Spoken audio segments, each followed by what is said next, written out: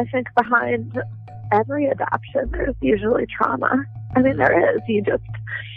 Families don't give up children without some kind of distress and circumstance, you know? It goes against human nature.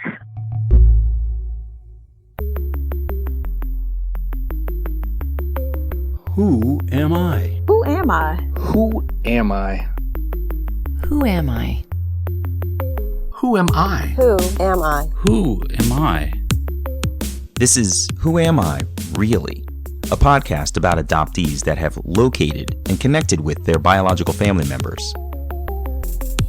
I'm Damon Davis, and on today's show is Julie. She lives in Washington, D.C. Julie's early childhood was happy at home, but it was her circle of friends that made her question just what was wrong with being adopted.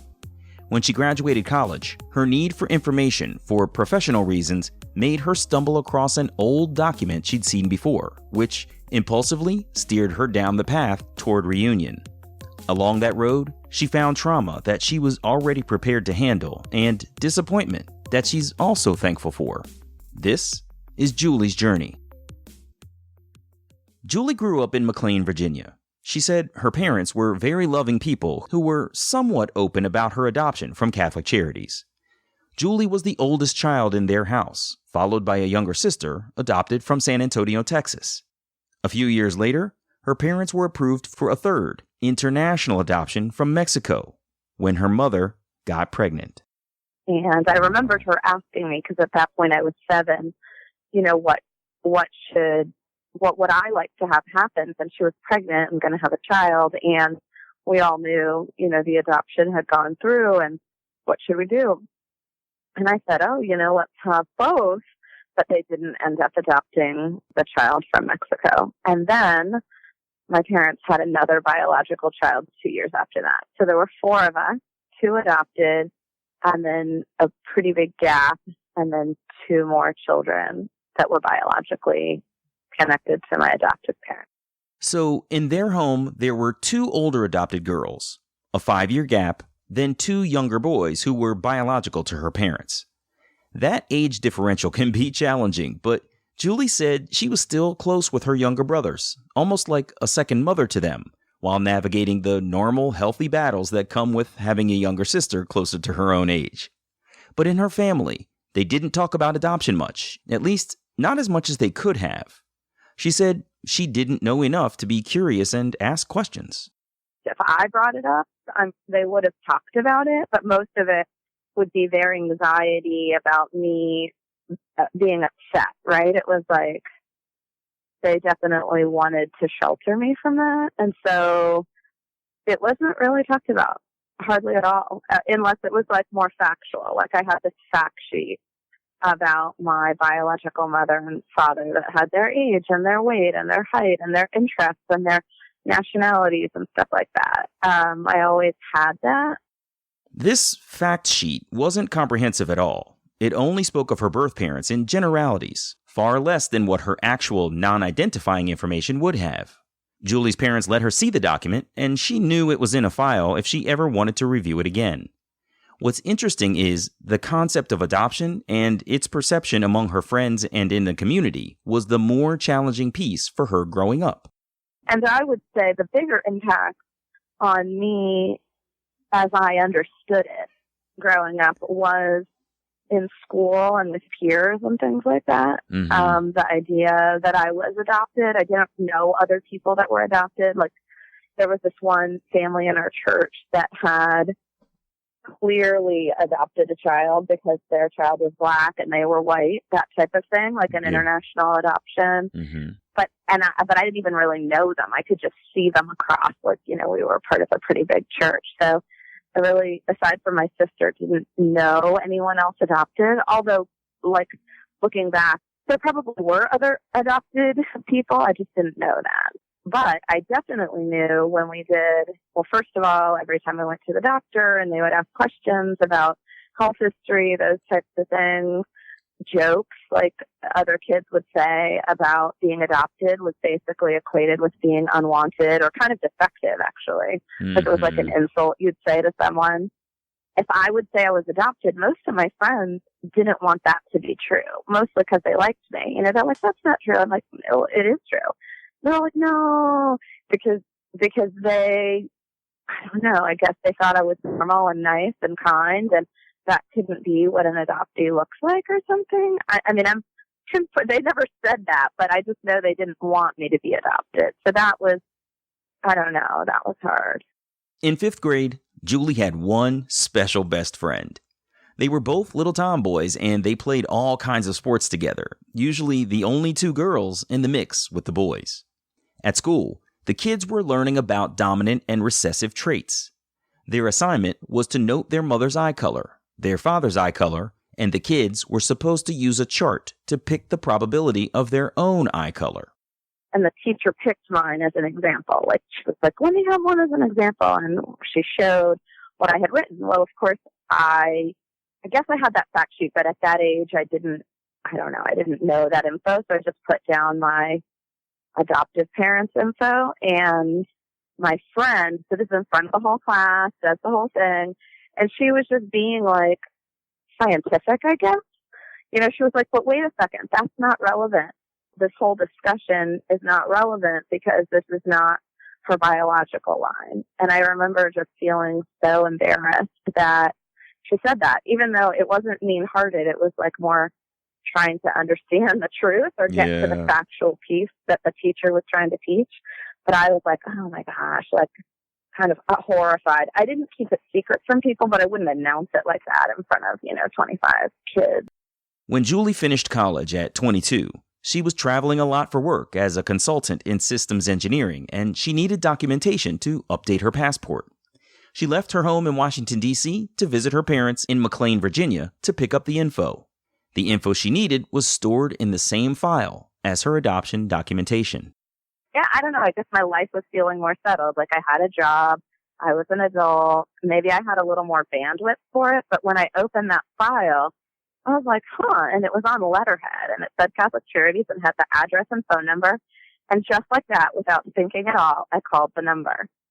I guess I was, if you've read any of the adoption literature, like I was the quote unquote good adoptee, right? Like I performed really well at everything. It was super anxiety driven, right? Because I think somewhere in my mind, I thought, if I'm like perfect and do everything well and don't bother anyone and people like me, then I won't be given up again. And so I was that kid. And my sister, although she didn't like become a drug addict or any other thing, was like much more volatile and like would do kind of volatile things. And she was like difficult, although, she went to college and all that stuff, but she was just a lot more challenging and combative. With some regularity, she would scream at my parents, "You're not my real parents," or like, "I'm going to leave," or stuff like that, where I even remember as a kid saying, "Oh my gosh, you can't say stuff like that. Don't you realize what they're doing for us?" Because I really felt like a charity case. Like they're feeding us, they're clothing us. My parents didn't think that, but I obviously was like acutely aware that I was a visitor kind of thing. And so, yeah, just like that, I had never thought about finding my biological parents. I had never thought about doing anything like that I thought would upset my adoptive parents. And so I just called. On that impulsive call, Julie had no idea what to say, so she just started sharing that she was adopted through Catholic Charities several years ago. The woman invited Julie to make an appointment with a social worker who gave her more non-identifying information. It was very emotional, too, because there I am at the agency, and I feel like that was it was just an interesting moment for me. Not so conscious of the whole bigger thing, but I could, it obviously pulled up a lot of feelings. Right after Julie started talking about her feelings, I realized she expressed another set of feelings that she really hadn't explained. Take me back a little bit to your teenage years, because you said something really interesting. You said, "I was acutely aware that I was a visitor." And I didn't get the impression that your family made you feel that way. Like, you haven't said anything that has indicated that you felt othered or like an outsider or anything like that. So how did you arrive at this feeling of being a visitor in your home? To be honest, I think, like, I look back on that moment because I know that I told my sister that. Like, I know that those words came out of my mouth, like, that kind of idea, like, that the food and the shelter and all that stuff was like a charity. But I think it comes from a bigger, I don't think it was what my parents were doing. I think it comes from the bigger cultural context of what it means to be orphaned and then taken in by someone else. And because the dominant, that's all I can conclude, because no one overtly said that to me. It was more the other types of things that I'm mentioning to you about, like the other kids not wanting that to be true because it meant something. So this was a collective kind of feeling over time. I think it was more of a cultural thing about what it means to be adopted. Yeah. And that's the way I internalized it. I was born into unfortunate circumstances, and it's interesting. Just as an adult person who's been pretty active in the adoptee community for a couple of decades, that the dominant narrative isn't, look how lucky these people are that were infertile and wanted to have a baby. The dominant narrative, I think, had a lot to do with the way I had internalized my position in our culture. It wasn't my parents. Julie petitioned the courts to open her records, paid a private investigator to locate her birth mother, and they found her right away. The process continued with Julie's introductory letter being mailed to the woman's confirmed address. Then, the rest was up to her birth mother. Julie included her phone number in the letter, and she can remember the moment her birth mother called her in Florida 26 years ago. And we had a nice talk. She's super cool. Like, she was, like, really open, and I didn't know at that moment, like, how lucky I was in that regard.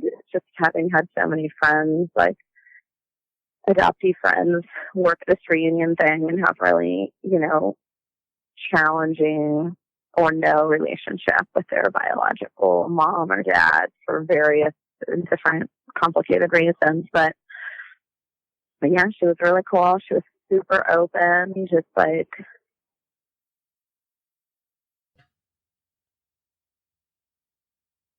so, David, the reason I stopped is because, oh God, I think I mentioned to you, she passed away this summer.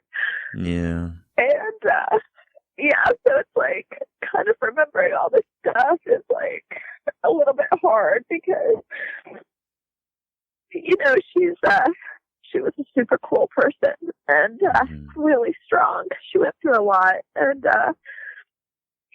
I feel lucky about that, but, like, also sad that she passed away just, last month, actually. Yeah, I'm sorry. I admit that I forgot how recent her passing was. And my condolences. That's really sad. It was like a week or two after we were supposed to talk the first time. So. Yeah. Wow. Her mother's death is a complicated story. Julie recalls that about a month prior, her birth mother was on the phone with Kelsey, Julie's maternal sister. On that call, she said her mother felt tired and her voice sounded weak. They rushed her to the hospital, where the medical team diagnosed her with walking pneumonia, a lung infection, and a variety of other problems. The clinical staff put her into a medically induced coma, and they corrected many of the major issues their mother was having. When the team brought her back from the coma, she didn't fully recover. She had come to right away, but she was starting to show progress to the point where, like, responding, not really talking, but like hand squeezing and eye stuff that was responding correctly to questions and things like that. And so they moved her to kind of a rehab facility because they expected her to just come online gradually, but didn't need the hospital care. And the day they moved her, she died. Oh boy. So what I was going to say is that my theory is that pretty much everything surrounding my conception and her and the relinquishment, she was 15 and then 16 when she had me, was super traumatic. It totally took her off course of her life. Julie explained that after relinquishing her as a teenager, her birth mother had a bit of a drug problem for many years. When she settled down, Julie's younger sisters, more than 20 years her junior, were born. So I think like those health complications are a result of a lot of trauma that happened surrounding like my birth and then giving me up, and a lot of her life after that. Actually, annoying thing that bothered me when I was first in reunion was that I felt like she was always taking people in off the street, like people who, not just anyone, but people she got to know that were in a really hard position and needed help and like were struggling with like, you know, criminal stuff or drug stuff. Or I think she could relate to feeling really lost and wanting someone to like support her and like be there for her. And so she was always bringing these people in. And at her funeral, there were so many people there that were like, she was so generous. She always believed in me. She would like help me with a turning point in my life and stuff. But I was so worried about my sisters. I was like, this is not a good environment for little kids. You know, it's not, she's not protecting them. But I think it was all tied up in her own trauma around giving me up. Yeah. Which was forced for her. She was a minor and her father like forced it. Oh, wow. It wasn't something she wanted. So anyway, it's very complicated. Wow. Yeah, it sounds like that traumatic start with you, and then it sounds like she just, one, struggled and therefore turned to illicit substances, and then two, sounds like she also just tried to give back so much to so many people as a way to recover from having lost you in the first place. That's just a guess, but that's what it feels like to me when you say she was taking in people. I'm sure she just generally had a big heart, but it feels like she was trying to claw back at you and the loss. Yeah, I think that's right. And I think behind every adoption, there's usually trauma. I mean, there is. Families don't give up children without some kind of distressing circumstance, you know? It goes against human nature. Like Julie said, her birth mother passed away earlier this summer of 2019. They were in reunion for 26 years. Going back to that time in their lives, Julie told me she met her birth mother almost immediately. When they spoke by phone, her birth mother said she just needed a little bit of time to tell everyone in her family about what was about to happen with their plans to meet. Julie's birth mother had a common-law husband who didn't know she had another daughter out there in the world, so she needed to catch him up on that untold part of her personal history. Working as a consultant in the 1990s, Julie's company would fly her home every weekend or wherever she wanted as long as the airfare was the same price or cheaper than going home. So Julie flew out to Northern California near San Francisco. It's kind of crazy, but because I didn't know them at all, but I stayed with them. I stayed with them for the weekend.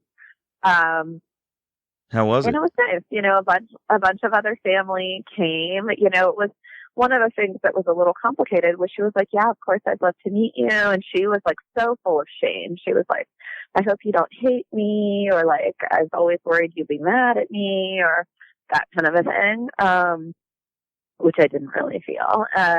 I definitely was like still drinking the Kool-Aid of like, it was better for you, it was better for my parents, it was better for me. And in some cases that's true. I mean, in some ways that was true, but it wasn't the whole story. It was more complex than that. And so she said, well, you know, I never told anyone. The only people that knew that I had a baby were my parents, and then my brother, who was the next in line, because she was the oldest in her family. So he knew, and no one else. Like even her best friend thought she just went to study for a year in California. Wow. She had me, my birthday's in May, and she went back to high school in September, as if nothing had happened. So she had you in California? No, that was just the story. Oh. She had me in D.C. Okay. She had me in a, like, home for unwed mothers that was, you know, funded by Catholic Charities. Julie said it was a surreal experience to be amongst her biological relatives. She also recognizes how oblivious she was to what adoption means and what it meant to her then, as opposed to what it means to her now.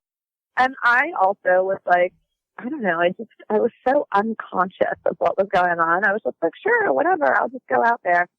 Mm. And everyone was nice, and it was wild to have everyone kind of look like me and all be staring at me. So that's like a weird experience. But I was pretty shut down as a person at that moment in my life. And so I was just like, it's fine, it's whatever. Hi, nice to meet you, blah, blah, blah, blah, blah.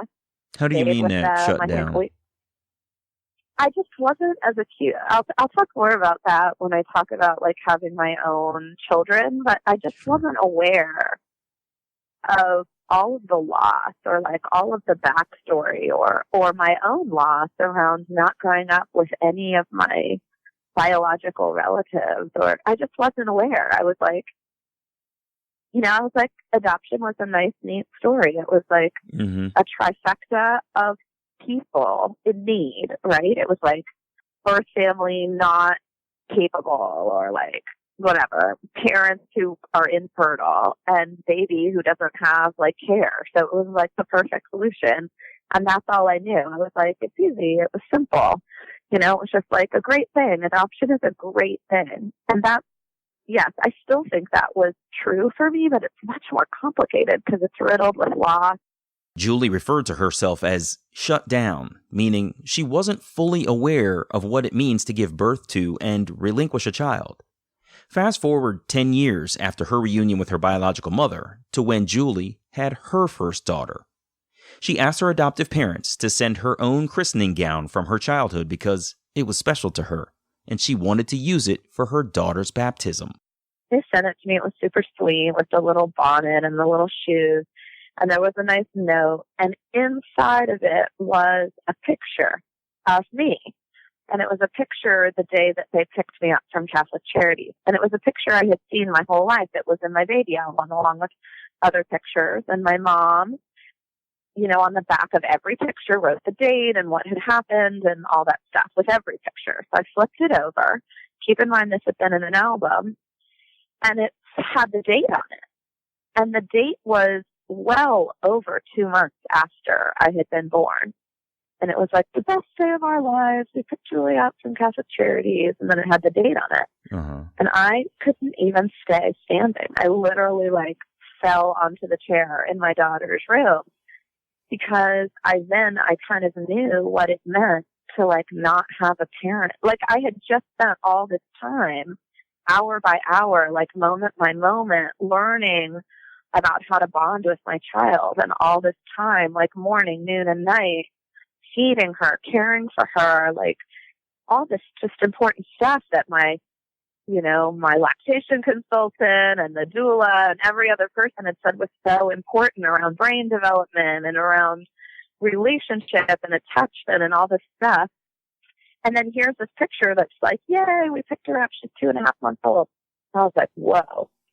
I compared it to what it had been like to have my daughter and what we had done in the first 2.5 months together, and picturing myself as a baby being, at that time, I didn't know where I was. Yeah. And now I know I was in a room with, 20 other babies being cared for by lots of very nice women, but not one single person. And, and my needs were one of many among many, right? And so it's just a far cry from what had happened with my daughter, and it made it come to life in a way that was very different than the story when I was a child. Babies are just like little blobs in a blanket, right?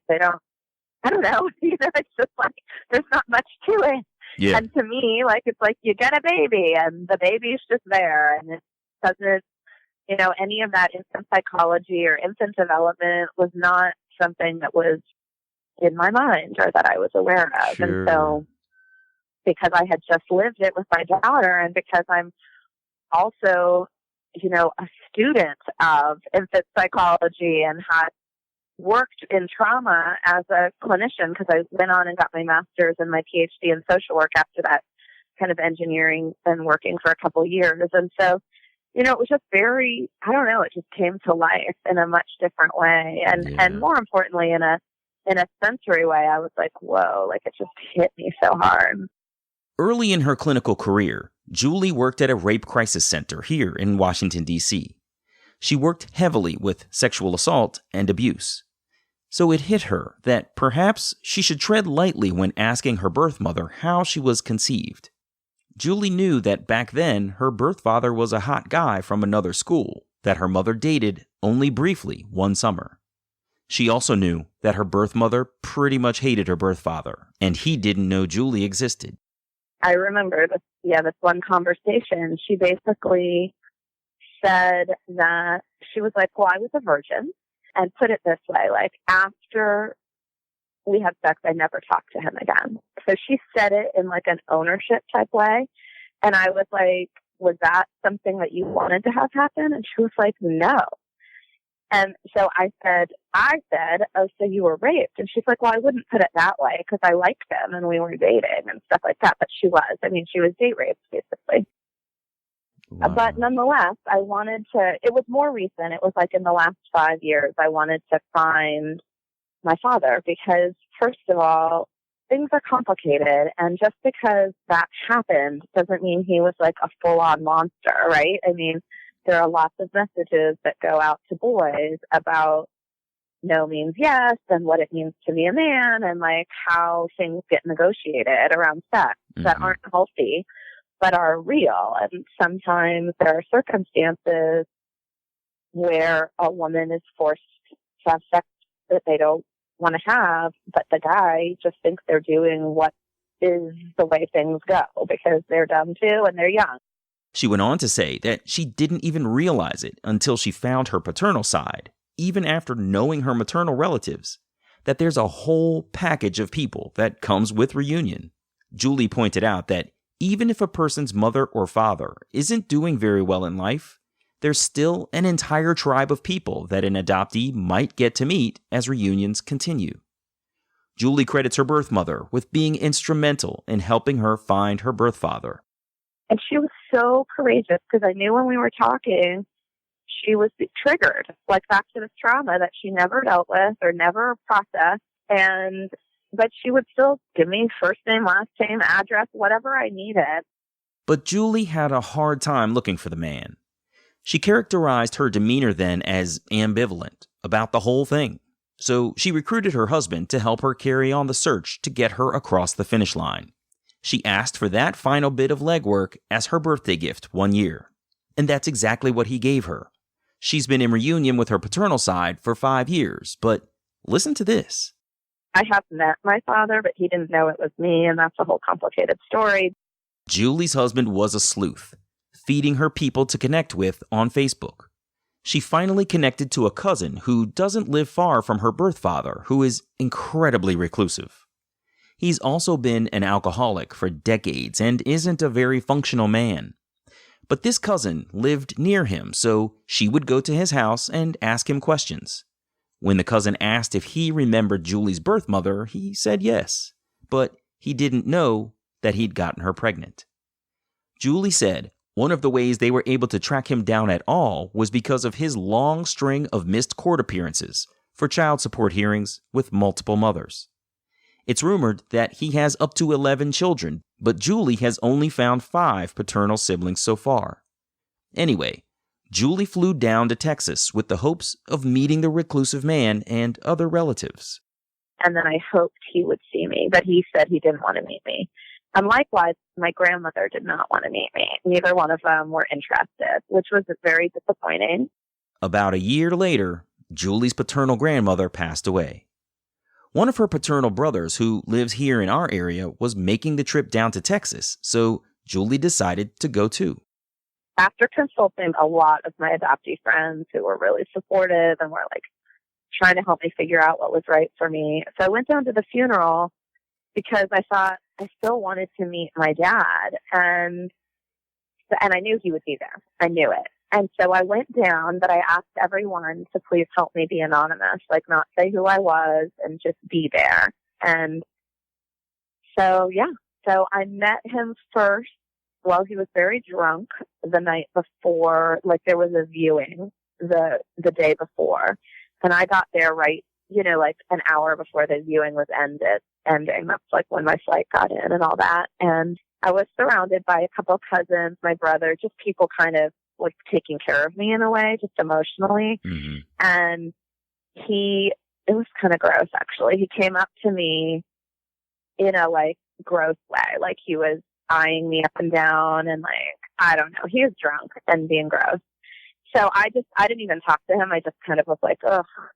And I kind of like stayed away from him, and everyone was annoyed because he was so drunk and all this stuff. So he left. Well, the next morning, he was one of the pallbearers, and so I saw him sober, and I was sharing a hotel room with my brother, and so we came in together, and he was also a pallbearer. So he said hi, but he just thought I was a guest there. He was like, oh, hi, and he was more normal.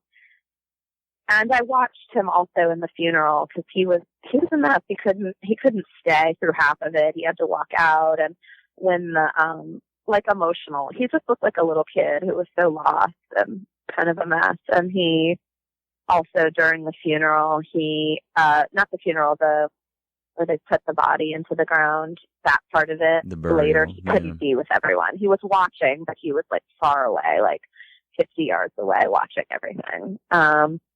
And so then I felt more like, oh, he's so vulnerable. He's just a mess, like a messed up, traumatized, messed up person. So that's pretty much it with my birth father. And I've maintained relationships with cousins and siblings and all that stuff. So messy. How was it? Do you, sometimes you're glad you did something. Sometimes you kind of wish you hadn't. Where do you lie? Where does it lie with you that you've met him? Glad about all of it. Yeah. I'm glad about all of it. Mm-hmm.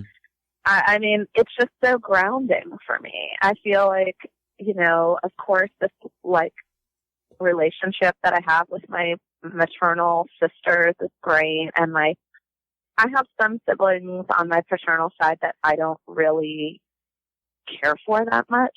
We don't really click, but the two that are here locally, I really like a lot. There's a social thing we're going to go to in a couple weeks that we always do each year together. And I don't know, it's really nice. But also, even the bad parts, the trauma stuff or the parts that I wished weren't there or the qualities in certain people that I wish weren't there, like it all helps me feel more settled, like I'm on the planet. Like these are people that this is my story, and even the bad parts or the parts that are hard to digest help me feel more grounded. Today, Julie's work is focused on psychology and clinical practice, basically developing an expertise in trauma, what it does to us, and how it shows up in our lives. She said her tolerance for trauma in her life is higher because of her experiences and expertise. She pointed out that choosing the Rape Crisis Center for employment, the lowest paying, least glamorous of the offers she had at the time, is something she's so glad she chose to do because it prepared her for part of her own story. So I asked Julie to tell me a bit more about her work these days. Since 2010, Dr. Julie Lopez has run the Viva Center, focusing on mental health. You may have heard her present as part of the Healing series on another podcast, Adoptees On with Haley Radke.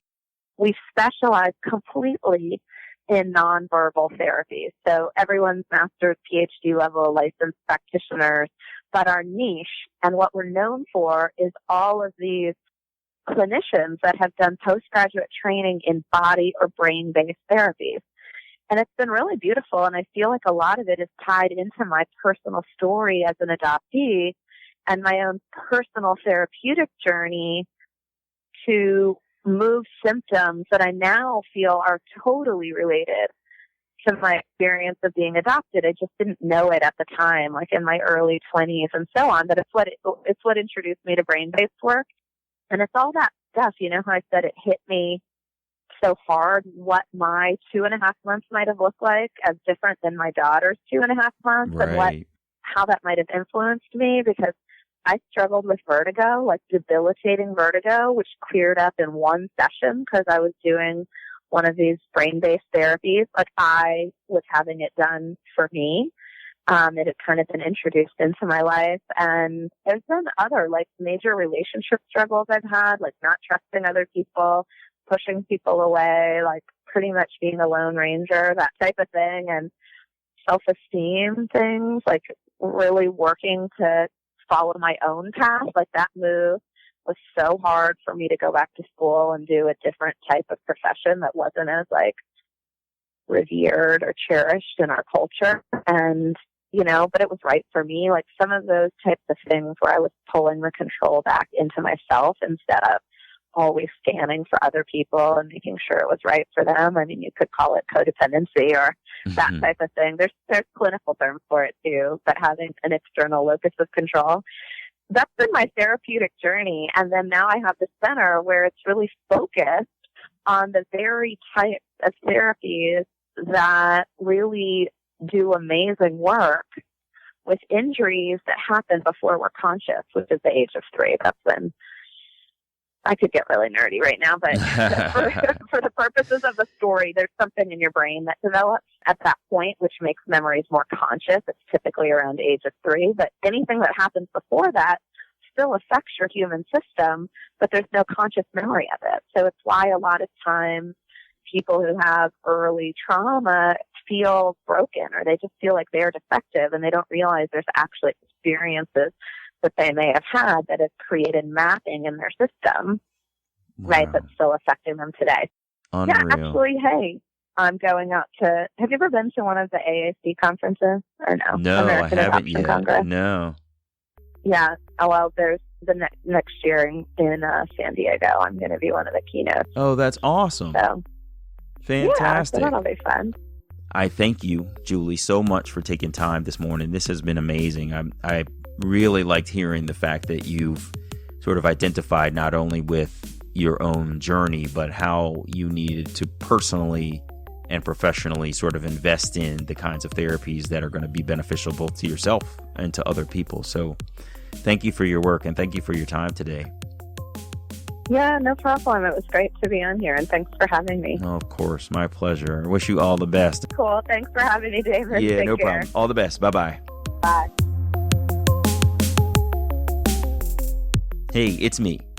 Julie's story was fascinating, partially because her work in a rape crisis center prepared her for how to navigate her birth mother's prior trauma at the hands of her birth father, and later when she had to relinquish Julie.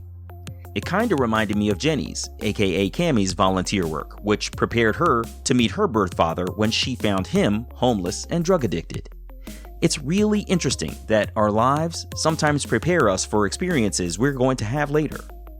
I was struck by the moment when Julie received her own christening gown and saw a picture of herself months after her birth. She had one of those deeply impactful moments when an adoptee sometimes realizes that they were, at one early point, in between somewhere, not with their birth mother and not with their adoptive parents yet. They were just out there alone for a while. You should check out the Viva Center online at vivapartnership.com, where you can learn about the practitioners, their training programs, and commitment to changing the face of what mental health looks like in the community. You can also check out Julie's book, Live Empowered, on Amazon.com. The book is really about performing at your best, whether it's in work, in relationships, or in your own life, and that there's this great way to really move through obstacles if you have any of them. I'm Damon Davis, and I hope you'll find something in Julie's journey that inspires you, validates your feelings about wanting to search, or motivates you to have the strength along your journey to learn. Who am I, really?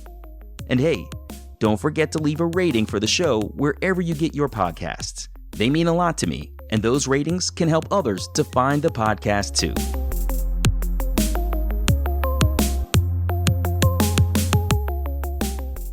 Thanks for listening. If you're interested, you can find Who Am I Really? An Adoptee Memoir on Amazon.com. And like I always say, I hope you'll find something in my story that inspires you, validates your feelings about wanting to search, or motivates you to have the strength along your journey to learn. Who am I, really?